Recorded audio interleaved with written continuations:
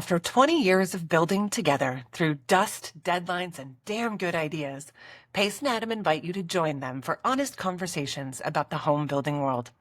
Welcome to Build Connected, where experience meets insight, powered by Diamond Home Restoration. Hello, everybody. Welcome back to another episode of Build Connected. I am Adam. And I'm Pace. And we're back at it, bringing you some more content. Pace, my lacrosse season has come to an end, and I now have my afternoons free again, and I'm looking forward to that. It's been a great, fun season, but you know what? It's a lot of work. It's a job on top of a job, so time to enjoy the off season. And you know what? It was a great season. Thanks for asking, by the way. It was a great season. You know, last year we won 1 game. The goal this year was to win 2.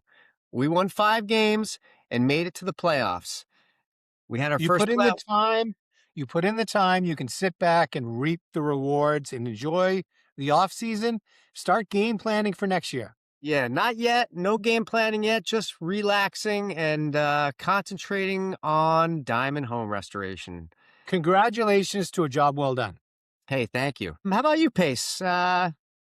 Want to share anything new and exciting? I always like to ask you that question, and sometimes it's it falls flat, and sometimes you have something you like to share. What do you got?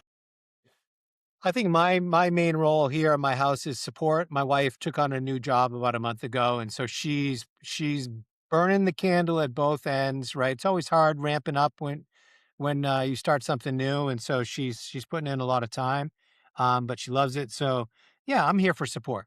There you go. That's what you should be doing all the time. You're always there for support. Yes, sir. All right. Well, let's get into it. You know, we always kick off with talking about a product we like, but we're gonna go kind of more broad topic here and talk about tools in general, and not just any kind of tools, but large, expensive tools. Maybe we're talking forklifts. We're talking genie lifts. We're talking scissor lifts. You know, these are things that contractors utilize, some more frequently than others. And, you know, as a contractor doing estimates, it's important that we include the cost of these items on our estimates. And whether or not we own these or we're renting these, as a client, on the client side, you know, these line items shouldn't surprise you. I think, you know, Pace, you and I have talked about this, and you know, sometimes when we put a line item for, say, a forklift, I think in the back of our mind, we might think to ourselves, does the client read this and think that, why am I getting charged for this line item? Isn't this something that the contractor should own? But the truth is, no, the contractor shouldn't own that forklift unless they own a company where they're utilizing that kind of equipment on a day in and day out basis, right? You know, over our many years of doing this, we've always been renting heavy equipment. It just depends on the job. And, you know, for us, it doesn't make sense to own these things because we don't use them on a daily basis. Sometimes we'll use them for 3 days at a time. Sometimes we'll use them for a month at a time. And as a contractor, it just makes more sense to rent this equipment on a job by job basis, depending on what's happening. You know, I mean, a good example right now is, you know, you and I just started a new job.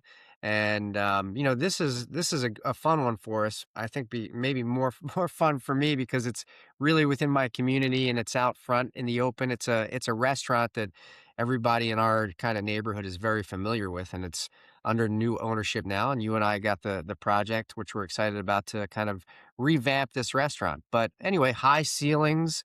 We need to access every square inch of the ceiling, so we've rented a scissor lift.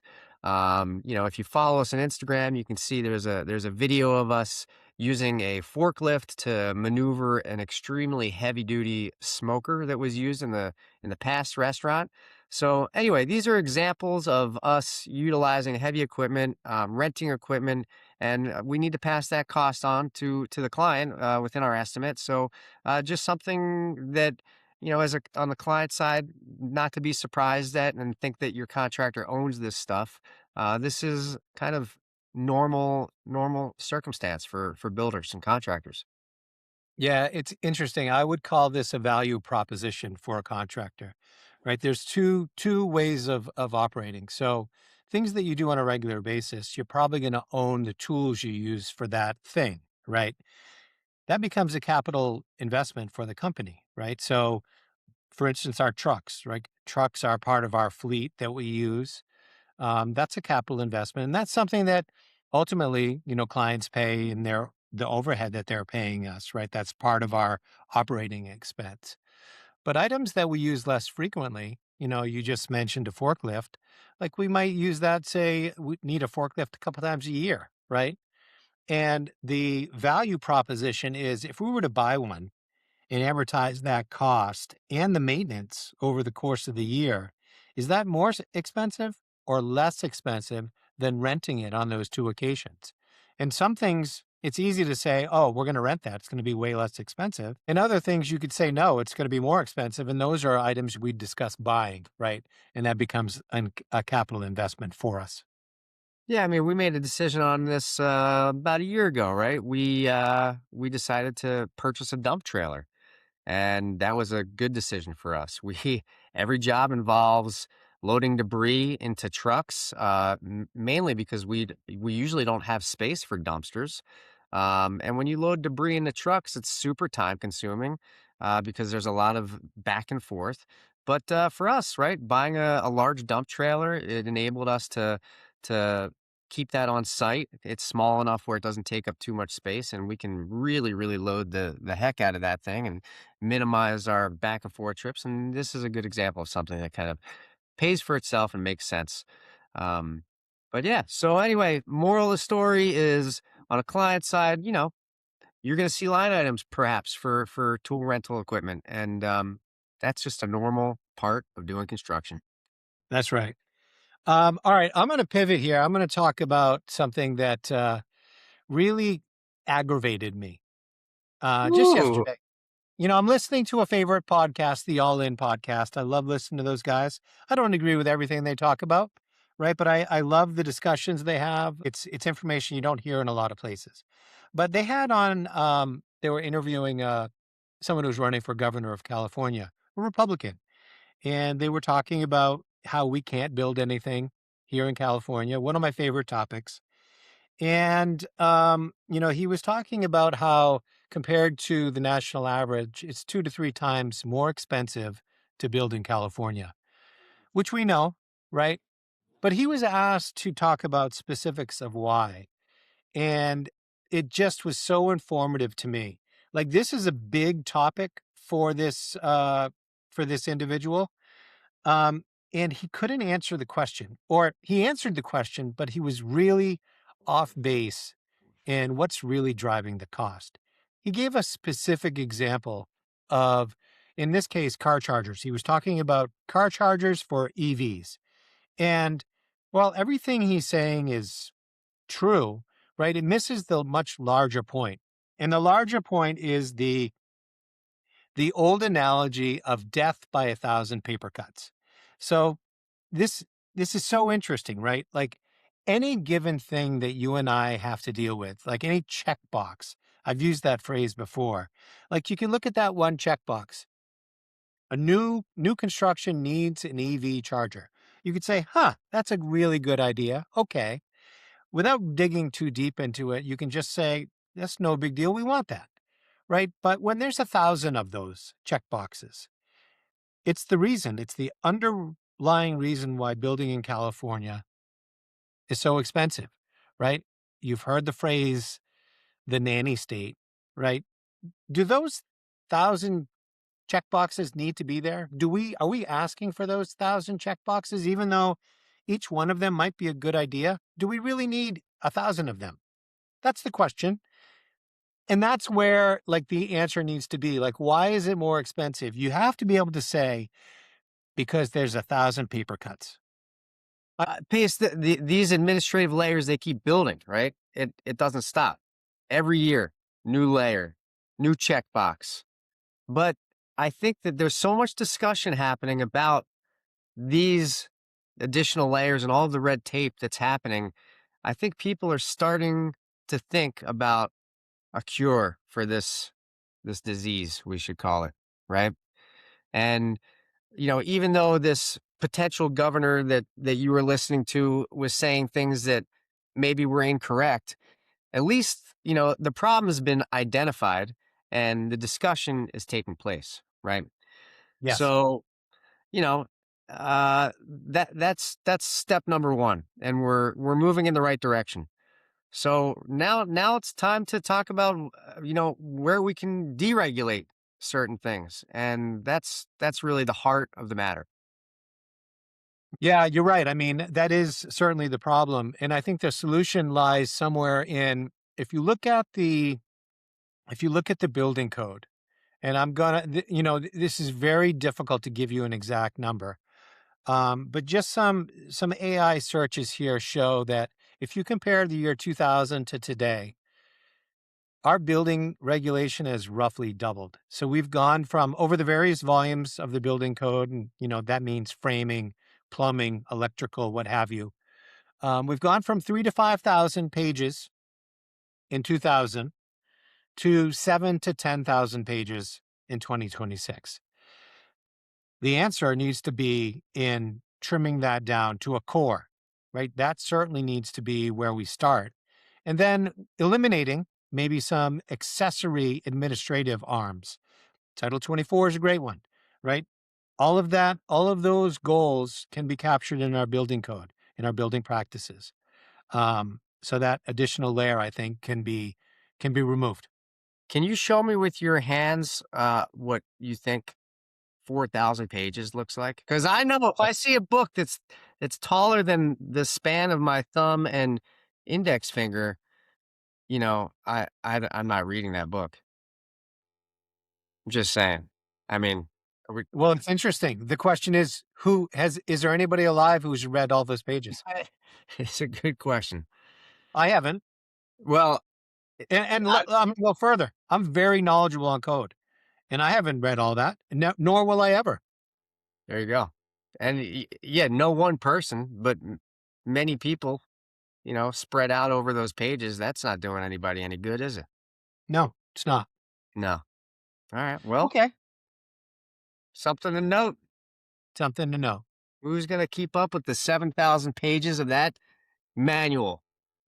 All right, let's talk about something fun on the job. What about this? So this week, you mentioned we're kicking off our restaurant thing, and we're converting an old restaurant to a new restaurant, right? Yeah, we And sure are. one thing you know about a barbecue joint, which is what it used to be, is there's lots of smoke, there's lots of grease. Ooh, man. And Man, so did we discover a big part of our demo is cleaning, right? Layers of barbecue. Yeah, you really get to learn how clean a restaurant was operating when you start pulling all the stuff out. Because it's shocking.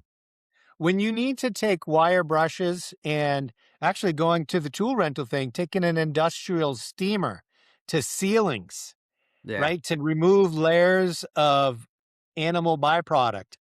You're in it. Man, that steamer is magic though, huh? That's No doubt. that's a good rental tool right there for this project. But yeah, we're in the demo cleaning stage of this project. So, we've pulled out all of the old equipment, old refrigerators and ovens and fryers and the giant smoker. And yeah, once all that stuff is removed, you could see the you could see the remnants left behind. But it's It reminds me, the old cartoons, like when, say, like the Roadrunner or Wile E. Coyote would get electrocuted against a wall, right?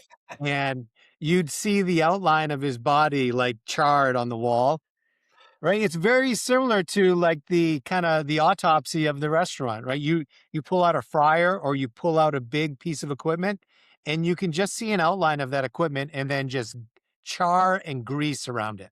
Yeah, I mean, luckily no charred rodents smashed up against the wall, but yeah, the remnants of grease and an animal byproduct are shockingly disturbing, I guess. But hey, we're creating a blank canvas, and it's going to be a beautiful space when it's done. But you gotta what break some eggs first, huh?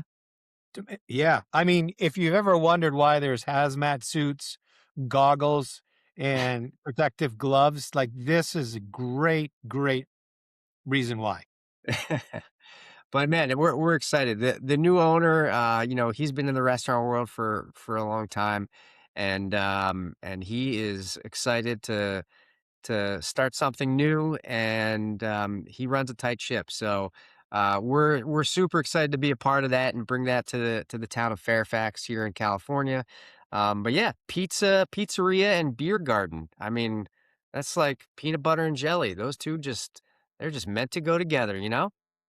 As long as they've got a NA beer for me, then they will be fine. But we need a name too. Like as soon as we know the name of the new joint, we'll talk about it. Yeah, we'll work on that. I think the new owner is brainstorming, but yeah, we'll be excited to share that with everybody once he breaks the news to us. Awesome. Well, more good stuff, Adam. Thanks everybody for joining us on another episode of Build Connected. I'm Pace. And I'm Adam. See ya. Thank you. Thanks for joining us on Build Connected. For more stories, insights, and ideas, visit diamondhomerestoration.com or find us on Instagram and LinkedIn. We'll be back next week. We hope you will too.